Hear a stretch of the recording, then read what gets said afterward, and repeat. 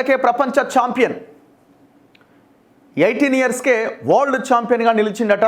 చరిత్ర సృష్టించిన Dommaraju Gukesh world chess title గెలిచిన పిన్న వయస్కుడిగా రికార్డ్. ఆనంద్ తర్వాత విశ్వ విజేతగా నిలిచిన భారతీయుడిగా ఘనత. హోరాహోరీ పోరులో లిరెన్ పరాజయం. చివరి ఎత్తులో విజయోద్వేగం. సో లాస్ట్ ఎత్తులో ఆయన ఎమోషనల్ అవుతున్న ఆ ఫోటోని ఈనాడు ప్రచురించింది. 18 ఏండ్ల 8 నెలల 14 రోజులట. ఇది ప్రపంచ ఛాంపియన్గా నిలిచిన గుకేష్ వయస్సు. పిన్న వయసులో ఈ ఘనత సాధించిన ఆటగాడిగా అతడు రికార్డు సృష్టించాడు.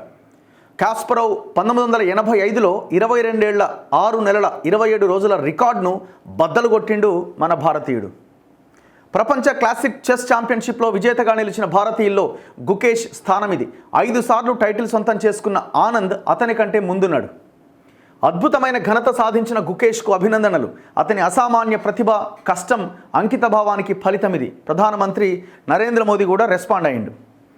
ఎన్నో ఏండ్ల శ్రమ, చేసిన త్యాగాలు గుర్తొస్తుంటే, ఒక జీవితకాల స్వప్నం నెరవేరిందన్న భావన ఉక్కిరిబిక్కిరి చేస్తుంటే, కోట్ల మంది భారతీయుల ఆశలు నెరవేర్చాను అన్న ఆలోచన ఓ అనిర్వచనీయమైన అనుభూతిని కలిగిస్తుంటే, సాధారణంగా తన భావోద్వేగాలను బయటికి కనిపించనివ్వని గుకేష్ తీవ్ర భావోద్వేగానికి గురయ్యాడు.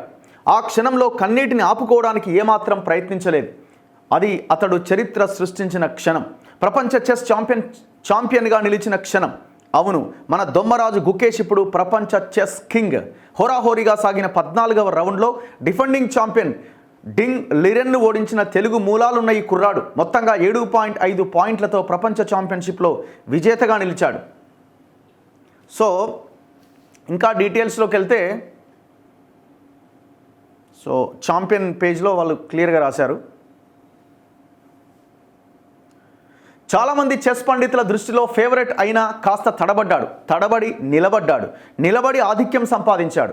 ఆ ఆధిక్యం ఒక్క రోజులోనే కోల్పోయాడు. 13వ రౌండ్ ముగిసేసరికి ప్రత్యర్థితో 6.5తో సమంగా నిలిచాడు. ఫలితంగా అతడి సామర్థ్యంపై ఎన్నో సందేహాలు. పైగా ఆఖరి రౌండ్లో నల్లపావులతో ఆడాల్సిన పరిస్థితి. ముగింపు రౌండ్లో తెల్లపావులతో ఆడడం అనుభవజ్ఞుడైన ప్రత్యర్థి డింగ్ లిరెన్కు కలిసొచ్చే అంశం. ఈ నేపథ్యంలో గుకేష్ కాస్త ఒత్తిడిలోనే ఉన్నట్టు కనిపించింది. కానీ ఉత్కంఠకు నిలుస్తూ ఒత్తిడిని జయిస్తూ 14వ రౌండ్లో లిరెన్ను ఓడించిన గుకేష్ 7.5, 6.5 పాయింట్లతో విజేతగా నిలిచాడు. భారత క్రీడాభిమానులను సంబరాల్లో ముంచెత్తాడు. 4 గంటలకు పైగా సాగిన ఆఖరి గేమ్ 58 ఎత్తుల్లో ముగిసింది. లిరెన్ ఘోర తప్పిదాన్ని గుకేష్ పూర్తిగా సొమ్ము చేసుకున్నాడు. టోర్నీని ఓటమితో ఆరంభించిన గుకేష్ టైటిల్ను ముద్దాడడం గొప్ప విషయం. ఆఖరి పోరాటం 12వ రౌండ్లో గెలుపు ఇచ్చిన ఆత్మవిశ్వాసంతో లిరెన్ చక్కటి అవకాశం చేజారిందన్న బాధతో గుకేష్, తెల్లపావులతో లిరెన్, నల్లపావులతో గుకేష్ మ్యాచ్ టై బ్రేకర్కు వెళ్ళొచ్చన్నది చాలామంది నిపుణులు అంచనా వేశారు. టై బ్రేకర్కు వెళ్తే లిరెన్కే కలిసొచ్చే అవకాశం. 14వ రౌండ్కు ముందు పరిస్థితి ఇది. లిరెన్ తనకు బాగా అలవాటైన లండన్ ఓపెనింగ్ను కాదని రివర్స్ గన్ఫీల్డ్ను ఎంచుకున్నాడు. తద్వారా తనకు తేలికగా డ్రాకు అంగీకరించే ఉద్దేశం లేదని చాటి చెప్పాడు. ఓపెనింగ్లో గుకేష్ కూడా బలంగానే కనిపించాడు. మిడిల్ గేమ్ వరకు ఆటగాళ్ళిద్దరూ సమంగా నిలిచారు. లిరెన్ డ్రా చేసుకునే ఉద్దేశంతోనే కనిపించినా గుకేష్ ఎండ్ గేమ్ను పొడిగించాడు. ఎండ్ గేమ్ మొదలయ్యేసరికి విశ్వనాథన్, ఆనంద్ లాంటి వారు కూడా గేమ్ డ్రా అవుతుందని అంచనా వేశారు. కానీ తెలివిగా పావులు కదిపిన గుకేష్ లిరెన్ పెద్ద తప్పు చేసేలా ఒత్తిడి చేశాడు. 55వ ఎత్తులో లిరెన్ ఏనుగును కదపడం గుకేష్కు కలిసొచ్చింది. అవకాశాన్ని గుకేష్ ఉపయోగించుకున్నాడు. లిరెన్ తప్పిదం తర్వాత ఆట ఎంతోసేపు సాగలే. చైనా గ్రాండ్ మాస్టర్కు ఓటమిని అంగీకరించక తప్పలే. సో ఇక అది దీని మీద అందరూ రెస్పాండ్ అయ్యారు. తండ్రితో గుకేష్. సో యాక్చువల్లీ ఎవరైనా ప్రపంచ ఛాంపియన్గా నిలిచిన గుకేష్కు తెలుగు మూలాలు ఉన్నాయట. వాళ్ళ పూర్వీకులది ఆంధ్రప్రదేశ్ అట. సో మనోడే. అతని ముత్తాతలు ఏపీలోని పుత్తూరు సమీపంలో పిచ్చాటూరు మండలం చెంచురాజు కండ్రిగ గ్రామంలో ఉండేవారట. చెన్నైలో స్థిరపడ్డ రజనీకాంత్, పద్మ దంపతులకు 2006లో గుకేష్ జన్మించాడు. ఇప్పటికీ ఏపీలో వీళ్లకు బంధువులు ఉన్నారు. చిన్నతనంలో గుకేష్ అక్కడికి వెళ్ళేవాడు. గుకేష్తో పాటు అతడి తల్లిదండ్రులు కూడా తెలుగులో మాట్లాడతారు. ఇక గుకేష్ ఈ స్థాయికి చేరడం వెనుక అతని తల్లిదండ్రుల కష్టం ఎంతో ఉంది. ముఖ్యంగా ఈఎన్టీ సర్జన్ అయిన తండ్రి తన కెరియర్నే పక్కన పెట్టేశాడు. తనయుడి కెరియర్ కోసం అతనితో కలిసి టోర్నీలకు, విదేశాలకు వెళ్లేందుకు 2017-18లో ఆయన ప్రాక్టీస్ ఆపేశారు. మైక్రోబయాలజిస్ట్ అయిన తల్లి సంపాదనతోనే ఇల్లు గడిచేది. చివరి గేమ్ గెలిచి బయటకు వచ్చిన తర్వాత తండ్రిని హత్తుకొని గుకేష్ కన్నీళ్లు పెట్టుకున్నాడు.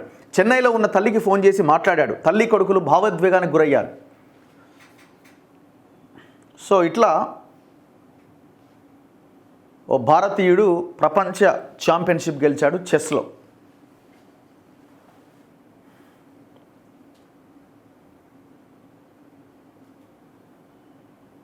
He's the man.